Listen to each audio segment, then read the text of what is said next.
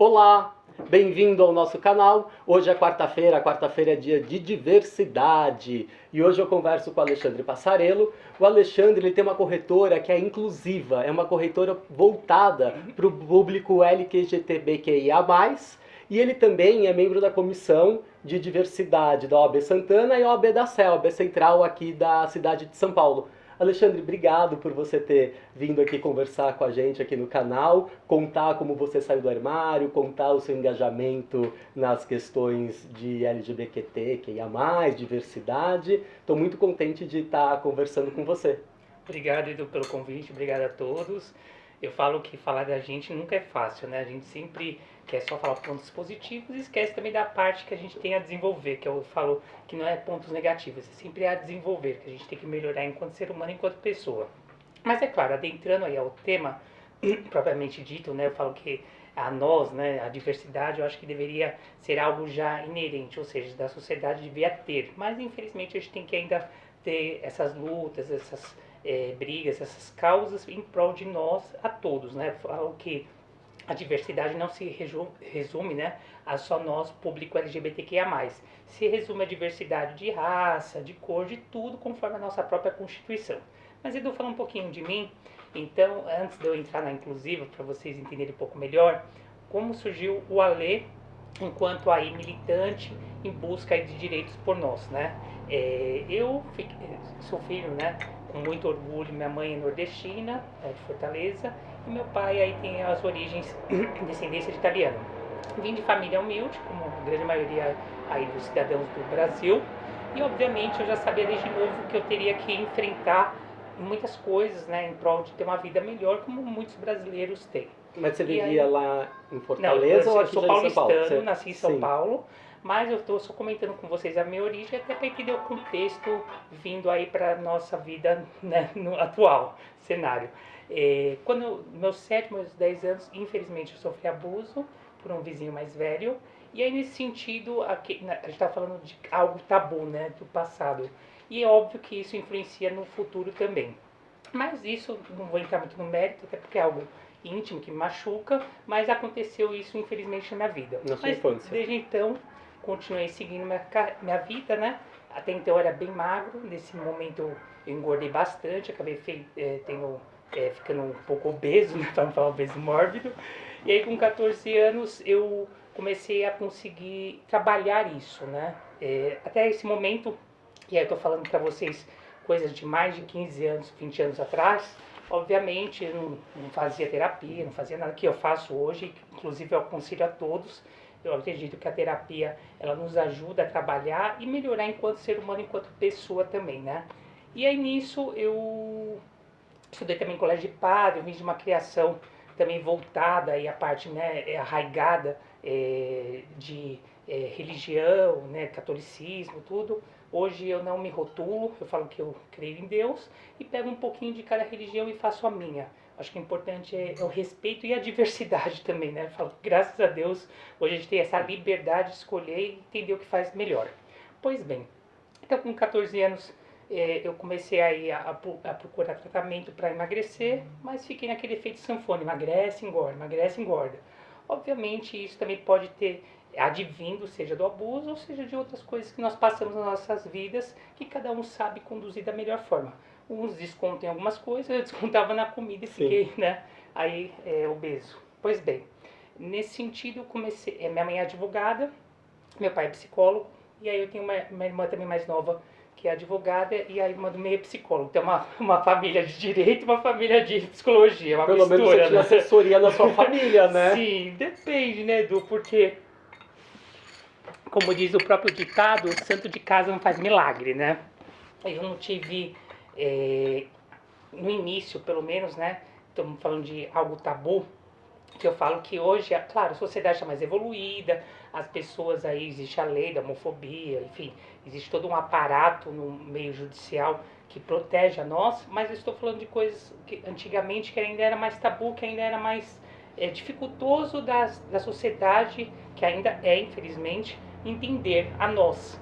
E sim, que até para nós mesmos já era difícil entender o que nós somos, até existir aceitação, entender o que está acontecendo, não é tão fácil como hoje que também não estou falando que é fácil, mas um pouco mais fácil com a terapia, com aparato, né, de medicina, de outros que ajuda a nos entender melhor, né? Estamos falando aí dos anos 90, anos 2000, que até então ainda era considerado ser gay doença, né, mental. Sim. A OMS, graças a Deus, tirou isso do rol. Então era muito mais difícil para nós, né, sair do armário, conforme você mesmo fala. Né? E mês passado, né, 17 de maio, foi o Dia Internacional, Sim. né, e comemorou os 30 anos Graças a Deus, de né, ter saído gente? do rol das doenças. Sim, e se a gente pensar, né, porque quando eu resolvi sair do armário, isso ocorreu quando eu tinha 17 anos. Foi um período muito turbulento da minha vida, né, porque tudo que a gente escolhe, né, tem o lado bom e o lado ruim, para todas as escolhas na vida, né. Mas você já E se junta- percebia gay antes? Ou foi aos 17 Então, anos? na verdade, assim, eu particularmente, eu não me rotulo quando eu percebi. Eu sofri esse abuso, até então eu, entre aspas, acredito que eu era hétero, eu jogava futebol, era um pouco diferente, né? Eu gostava só de menina, eu não lembrava, ou não lembro, pelo menos no meu passado, ter atração por homens. A partir disso, eu comecei a ter atração por homens, mas até então, também estou falando de uma geração aí que a parte sexual era um tabu, né? Sim. Claro, até conversar um pouquinho com meu pai, mas era mais minha mãe que era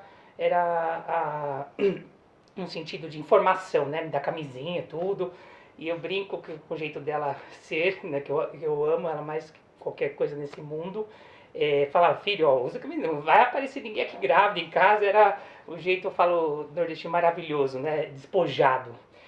Meu pai, mal e mal conversava alguma coisa, mas eu nunca tive, infelizmente, né, muita aproximação com meu pai. A gente sempre teve muitas brigas, até porque eu nunca via as atitudes ou a forma dele de ser como um homem ideal, né? Seja com a forma dele mais ríspida ou às vezes até agressiva comigo, com minha mãe, com minhas irmãs.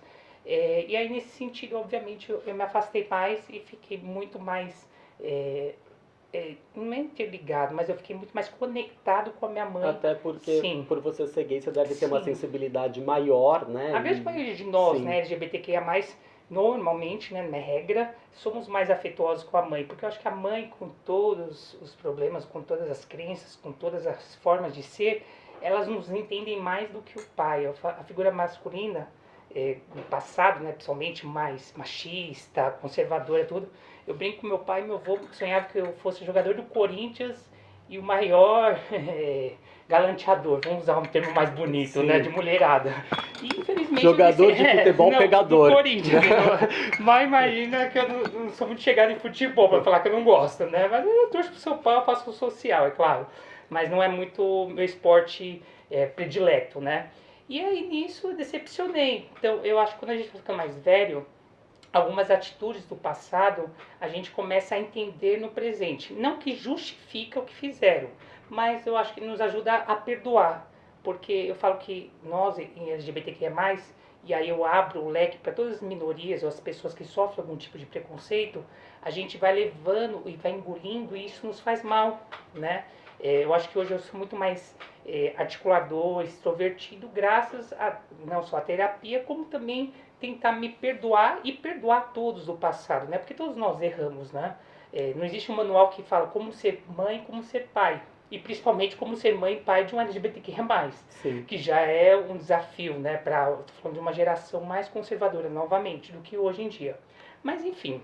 E aí com isso, meus pais se separaram, quando eu tinha 17 anos. Foi um tumulto também na nossa casa, na nossa vida, porque com todos os defeitos, a gente foi criado muito família, né? Eu falo que o lado nordestino, o lado italiano, tem esse viés, né? Muito família, jantar, almoçar tudo junto. A casa é um ninho, sim, né? Sim, apesar que eu não vou negar, porque o lado do meu pai, o lado italiano, é muito mais rigoroso. Tem horário para jantar, horário para almoçar, e isso particularmente me incomoda, né? Eu gosto de ter regras, eu acho que a gente tem que ter regras. A gente vive numa sociedade, óbvio que tem que ter regras. Mas quando você está em família, quando você está no seu momento de lazer, momento à vontade que nós estamos aqui, a gente quer ter liberdade de ser o que a gente é e da forma que a gente quer, que a gente é. Mas nem sempre podemos ser, né? Porque o mundo, ele vai nos moldando de tal forma que ou a gente se adapta à sociedade ou a gente está excluído da sociedade. Não existe um meio termo, uma linha tênue. E isso incomoda nós. Mas enfim, então eu me assumi com 17, foi aquele tumulto.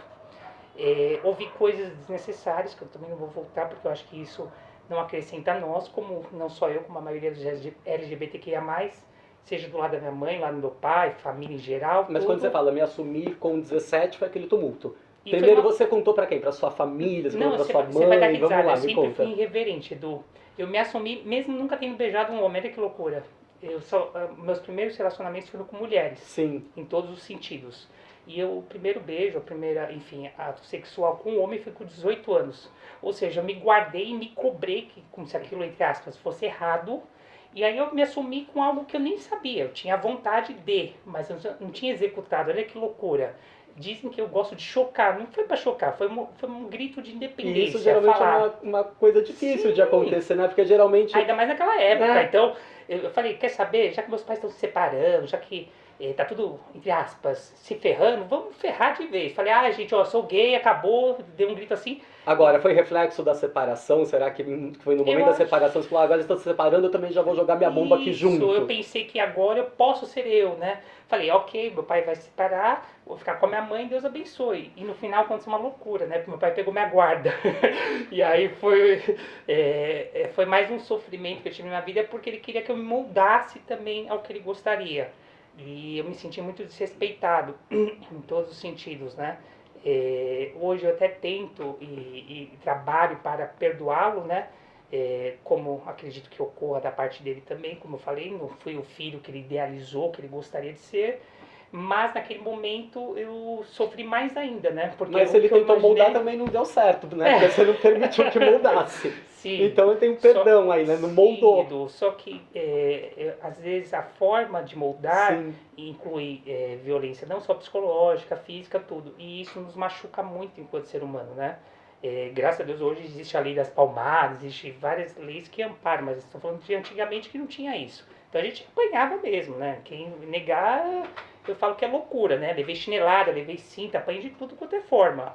E mesmo assim é o que você falou, não funcionou. Não deu certo. Porque a nossa vontade é maior do que o sofrimento que a gente passa, graças a Deus. Mas isso deixa reflexo em nós. Se a gente avaliar tudo, a nossa forma de ser, nossas condutas atuais, remete-se ao passado. Por que fulano age dessa forma? As pessoas não param para pensar, existe uma explicação do passado. E aí nisso eu fui morar com meu pai, beleza, não tinha opção, né? E até porque eu ainda era menor de idade, pegou minha guarda. E até então eu ainda estava seguindo meu rito enquanto formações. Que eu falei. Mas foi uma guarda de um ano, que você estava com 17. Na verdade eu convivi com meu pai até uns 20, 22 anos, né? Porque eu falo que às vezes a ignorância nossa do passado, a gente também esquece da parte aí de legislação, que com 18 a gente tem independência, assim por diante. Apesar que é estranho, né, te falar, mas eu só fiquei e transei com homem porque eu achava que com 18 anos a gente podia tudo. Então, pra mim, como aquilo lá era um pecado, eu falei, eu fiz 18 anos, eu posso. Então você esperou se tornar maior. Olha só. É cômico, olha que loucura na nossa cabeça. E falo pra você que foi péssimo. Eu fiquei desesperado, falei, gente, tô cometendo um crime, odiei. Coitado do cara lá que eu, né, naquele momento eu conheci. Porque eu falei, não. Foi um relacionamento casual. Não, eu conheci na balada, tô falando coisas. Tinha poucas baladas aqui em São Paulo, graças a Deus ainda eu nasci e convivo aqui na metrópole, né, uma das metrópoles do mundo, que pra nós, enquanto LGBTQ, é menos pior, não vou falar que é o ideal, porque a gente sabe ainda que tem muitos passos ainda pra andar, mas ainda, entre aspas, é um pouco mais aberta que em muitos lugares, principalmente interior ou outros países, né? Não posso reclamar tanto, que existem coisas piores. Não deveria ser tudo igual, mas não é.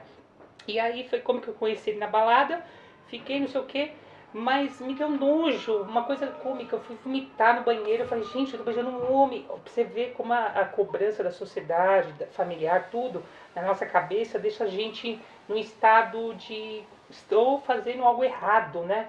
E a gente não imagina que aconteça tudo isso, né? Então, por isso que eu falo, a criação influencia sim no andamento de um cidadão, de uma cidadã. E nessa balada você estava sozinho? Eu estava com amigos. Mas era uma balada gay? Sim. Eu posso falar, não tem problema. A Tune, eu adoro. Eu falo que foi a primeira balada que eu fui LGBTQIA+, da minha vida. Pra quem não sabe, a Tune é uma balada gay que fica aqui na cidade de São Paulo, no bairro da Bela Vista. Isso né? mesmo. Ela é bem antiga, assim, né? Sim, e onde normalmente vão os gays mais novos, né? Então eu fui, apesar que eu sempre tive predileção com pessoas mais velhas, né? Eu acho que pela minha forma de ser e também eu me sinto mais velho, eu nunca me sinto na minha idade, né? Eu falo que hoje uma pessoa mais velha do que eu, existe aí uma troca de experiências, de vida, de conhecimentos, tudo, que infelizmente os mais novos, claro, existe tudo, toda regra existe sua exceção, ainda não estão naquele nível, né, de vivência, de conhecimento, de cultural e assim por diante. E aí eu fiquei com ele, eu sei que ele era DJ, né? E aí até pra ele eu acho que eu Era o DJ da balada? Não, era o DJ. Olha, já foi pegando logo o DJ da Era balada. um DJ, não vou falar o nome, mas era um DJ. Vamos lá. Era um DJ X, eu não vou entrar nesse mérito, mas enfim, segredo, gente. E aí nisso foi cômico, porque a gente marcou depois de se ver de novo. Estou falando pra você ter uma ideia, numa época que não tinha celular, não tinha bip, não tinha nada, que as pessoas não têm noção, né? Hoje a juventude, o que é isso, né? Então eu marquei só de me encontrar com ele X dias na estação lá da Brigadeiro e ele me encontrou naquele X dia horário. Pra vocês terem uma ideia, como a comunicação era ruim, tinha só telefone fixo. Né? Então falando Sim. coisa e que ainda o pulso era caro, porque o pessoal não sabe nem o que é pulso, gente, mas pulso era como se fosse um minuto da ligação. Pois bem, aí nisso nós nos encontramos na Brigadeiro e aí eu falei pra ele, alguma coisa me diz que você é o homem da minha vida. Por quê? Eu sou virginiano. Então meu signo, ele tem um lado romântico, um lado idealizador. E eu sempre aprendi, e também vendo aí, né, o casamento dos meus pais, que perdurou aí quase 30 anos, que o casamento era pro resto da vida, né? Eu tinha esse lado ainda de crença, né? Dos que a dogmas que a sociedade igreja, fala assim. de fada madrinha, de casamento perfeito, que a gente sabe hoje que não existe, né? Eu acho que a gente tem que ter um relacionamento que é bom para ambos. Enquanto não for, eu falo que o casamento, o namoro, o que for, é um negócio jurídico, né? Um contrato. Enquanto tá bom para ambas as partes, continua. Quando não for, é melhor fazer a rescisão, né? Terminar, na verdade. Então, paciência. E aí ele virou pra mim, né? Quando eu marquei de reencontrar, eu falei, fulano, então eu quero namorar com você, quero casar. Olha como besta, né? Não tinha nem ainda feito... No segundo encontro. E só beijo, hein? Tô falando algo básico, porque hoje em dia mudou-se, né, a forma de conhecer as pessoas. Hoje começa no sexo e depois vai saber o nome e o beijo. Naquela época era o inverso, era beijo, era mãozinha, depois era todo a sequência, né? E ele virou pra mim e falou, você tem algum problema? Eu falei, como assim algum problema? Ele falou, você é estranho, eu acho que você realmente tem que casar com mulher. Então vocês imaginam, minha cabeça, eu fiquei mais ainda louco. Eu falei, gente, será que eu tô fazendo algo errado? Será que realmente eu não sou gay?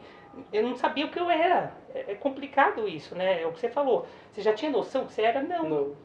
Na verdade, eu uso particularmente um rótulo meu, que eu falo que eu não me rotulo. Eu gosto de pessoas. Claro, respeito também quem gosta de animais, quem tem outros fetiches, eu ainda sou tradicional nesse sentido, eu gosto de pessoas. Se aquela pessoa, não importa se é um gay, não importa se é uma trans, não importa se é uma mulher, não importa o que for, eu me apaixonar, por que não? Eu acho que a gente tem que nos permitir. A gente tem que parar de colocar regras que a própria sociedade nos põe. Para que tem que definir um sexo? Não, depende, é né? O que eu penso, porque tá? tem alguém que, sim, sabe que só gosta de determinado gênero. Isso. Ponto, ali ele tá definido, né? Sim. Agora, pra quem flui mais, né? Eu Claro. posso me relacionar com homem, com trans, com mulher, também não se define. Vai né? Segue do jeito que tem que seguir. Que é hoje o que a nossa sigla nos remete. Sim. É LGBTQIA+, mais. né? Tem o mais. Eu ainda sou da geração só GLS, né? Era 3 siglas somente. Então, e eu via aquelas 3 siglas GLS que eu não me encaixava em nenhuma. Na verdade, se entre aspas, hoje eu poderia me encaixar, seria mais bissexual. Eu falo gay porque a gente acaba se acostumando com isso. Mas eu não tenho nenhuma antipatia ou falta de atração com nenhum dos gêneros. Eu falo Sim. que eu gosto de pessoas, né? Eu falo, às vezes a gente em busca de se rotular ou de se fixar em algo, não estou falando de siglas nem de orientação, tá? Estou falando no âmbito geral, que a própria sociedade ou a ciência ou enfim, o que for nos remete. A gente deixa de se permitir. Né? Tem tanta gente aí que se apaixona por uma flor. Ok, você está feliz, não está matando, não está roubando, vai em frente, casa com uma flor. Eu acho que essa imposição de regras, e eu não falo só no âmbito sexual, em todos os âmbitos, faz com que a gente fique condicionado a muitas coisas que hoje, com a epidemia, com o coronavírus, a gente vê que não